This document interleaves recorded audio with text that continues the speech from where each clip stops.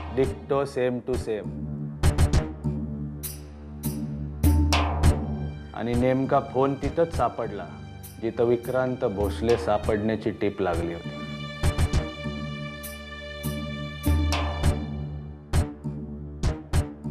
घाबरू नका प्रिया मॅडम. मला सांगा, हा जो मेसेज आहे ना, जिथं असशील तिथून घरी जा, हा तुम्हाला मिळाले तेव्हा तुम्ही कुठे होते? मी घरीच होते. बर. आणि हा जो दुसरा इन्स्पेक्टर, गेले अनेक दिवस एका अनोळखी नंबरवरनं मला SMS येत आहेत. काय माहित कोण आहे ती व्यक्ती आणि मी कुठे होते याचा या सगळ्याशी काय संबंध आहे? रेट टाकली तेव्हा आम्हाला तिथं एक पोरगी दिसली होती. हाताला सापडली नाही. मी एक प्रश्न विचारू का इन्स्पेक्टर? बोला. तुम्हाला विक्रांत भोसले जिथे सापडणार आहे अशी टिप मिळाली, तिथल्या सगळ्याच गोष्टी विक्रांतच्या आहेत असा त्याचा अर्थ होत नाही ना? मला SMS करणारा आणि हा फोन ज्याचा आहे तो कोणीतरी भलताच असू शकेल. त्याने अनेक मुलींना तिथे बोलावलं असेल. बट फॉर युअर इन्फॉर्मेशन, मी तिथे गेले नव्हते. चांगला युक्तिवाद आहे. पण मी काय म्हणतो, आपण या सगळ्या गोष्टीची एकदा शहानिशा करूनच टाकू ना. मला या सिम कार्डच्या डिटेल्सचे रिपोर्ट मिळणारच आहेत. तेव्हा मी तुम्हाला परत तकलीफ देईन.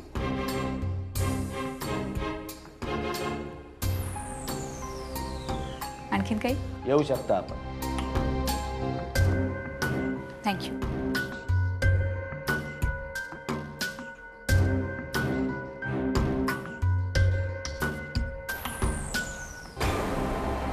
साहेब, मोबाईल कंपनीकडून डिटेल्स आले.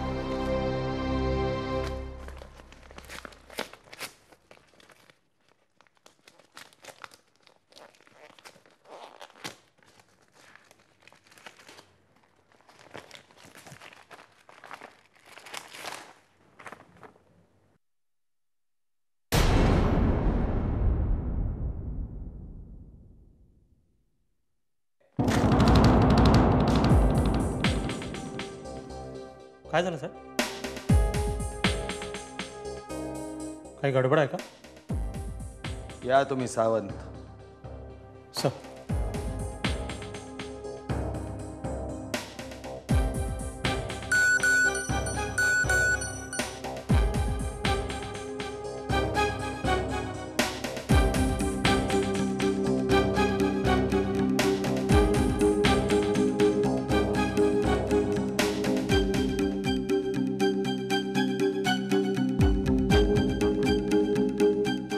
आहेस तरी कोण? माझ्याच नावाची सिम कार्ड.